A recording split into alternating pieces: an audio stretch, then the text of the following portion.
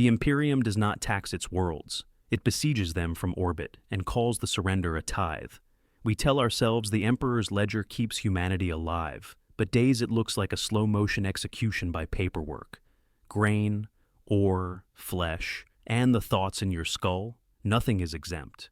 The only thing not itemized is mercy.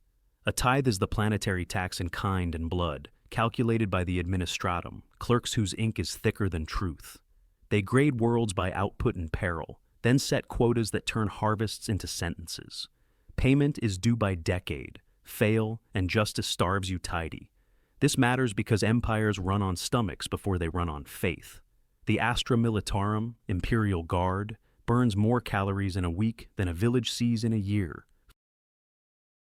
Fleet void ships drink promethium like sinners drink excuses. When the ledger says grain, somewhere a regiment gets one more day that doesn't end face down in mud. Meet Carsis Magna, a hive world of slate skies and chimneys that climb like penitents. 40 billion souls stack into kilometer towers. An audit has inflated the tithe after a nearby rebellion, punishing the loyal to scare the disloyal twice as hard. On Carsis, the grain tithe is vat protein cultured in drums like temples. The Departamento Munitorum, the Imperium's logistics meat grinder, wants 70% of output, plus arrears for shipments lost by act of the warp. Workers chew flavorless bars while picked feeds show guardsmen smiling at stew. Hunger is a sermon preached with a ladle. Compliance is the Imperium's favorite love language. It always expects flowers, never chocolates. Then there's the flesh tithe. Levy officers sweep hab blocks with data slates that don't accept no as a phoneme. The guard takes 5% of bodies because metal breaks and trenches never fill themselves. Commissars, political officers with pistols that solve morale, explain patriotism to anyone whose knees wobble at the ramp.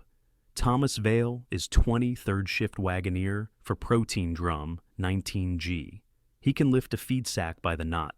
The slate winks his number. His mother makes the sign of the Aquila with flower-streaked fingers and tells him to win or die tidy.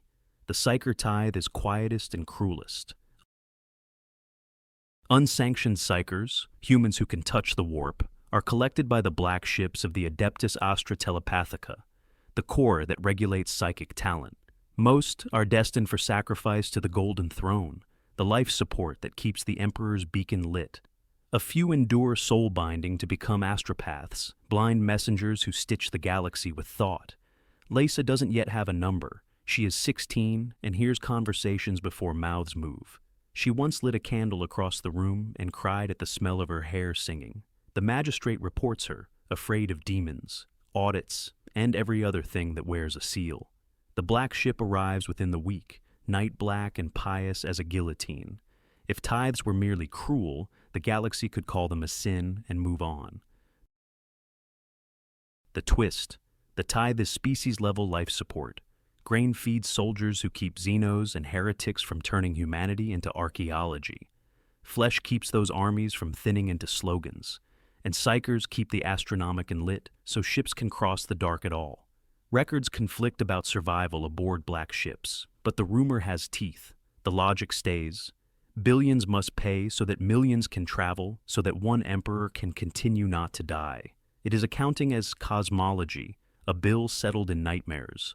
Carsis learns the arithmetic in its bones. Increased grain tithes strip protein from worker rations, and soon the hab doctors see gum disease where smiles used to be. Fights break out over extra scoops. A foreman loses an ear to hunger and keeps working.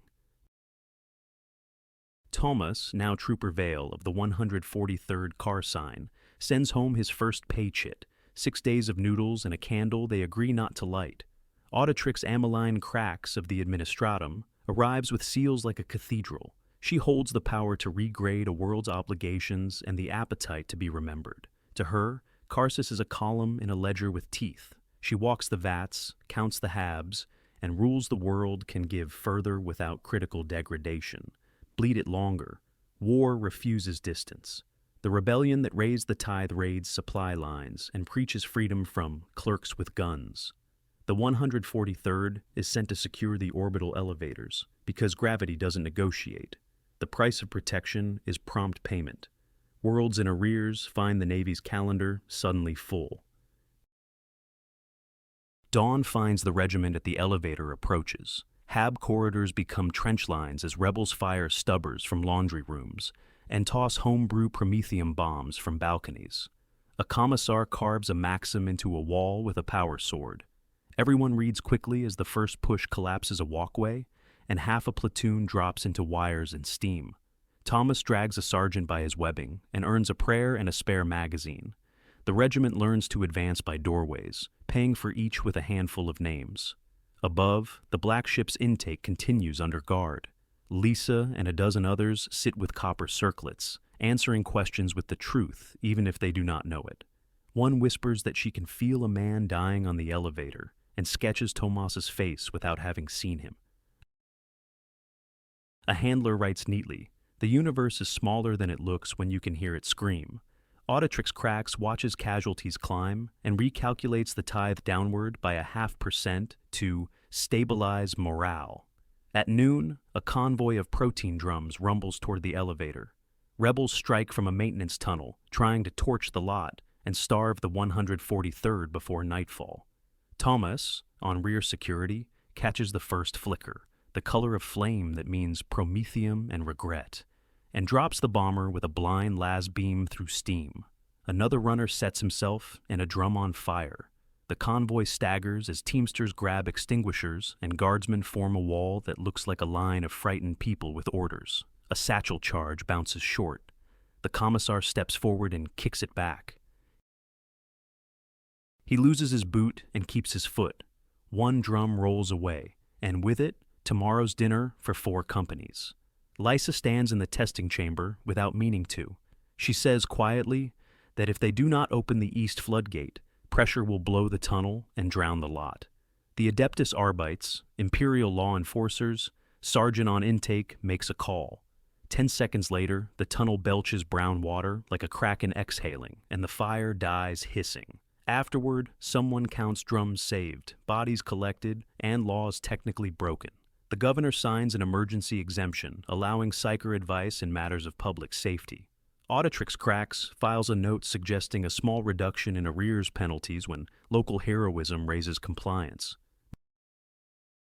Mercy in the Imperium is a rounding error you can prove. The lesson is cruel and clean. The tithe converts lives into logistics, and logistics back into lives. When it works, 1 million go hungry, so 1 million others don't die tomorrow. When it fails, both sides die, and a clerk files it under regrettable. Survival cannot be separated from suffering. That is the horror and also the design. Months pass, or possibly years. Time has the decency to be imprecise when the warp is involved. The 143rd ships out, thinner and harder, leaving Karsus emptier and a little more important on some admiral's supply chart. Lysa is sanctioned, blindfolded by ritual, and sings her first astropathic message through split lips.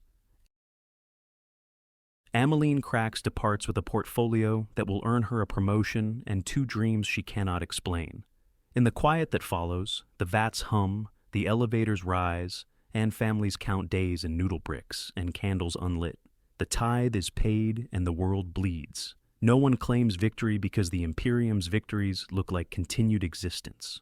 On Karsus, that passes for a holiday. Some say this is tyranny without necessity, that the Imperium could tax gently and still endure, perhaps.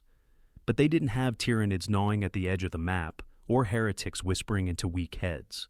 The alternative to cruelty is not kindness. It is extinction penned in decorative script. Others whisper the Emperor would weep, records conflict. The Astronomicon burns either way, brighter when the black ships make their terrible deliveries. If you sleep sound under that star, consider who paid the light bill. Then decide how loud you want to speak. We opened with a charge. The tithe is a siege turned inward. The truth is meaner. The Imperium bleeds its worlds so the galaxy doesn't bleed them first. And often the only difference is who holds the knife. Pay in grain, pay in flesh, pay in thought. Every civilization chooses its currency. If you are born under the Aquila, you already know the exchange rate. The Emperor does not ask what you can give. He sets the price of your survival. Pay it, argue with it, or die under it. Those are the terms. If you want more dives into the void, you know where to find us.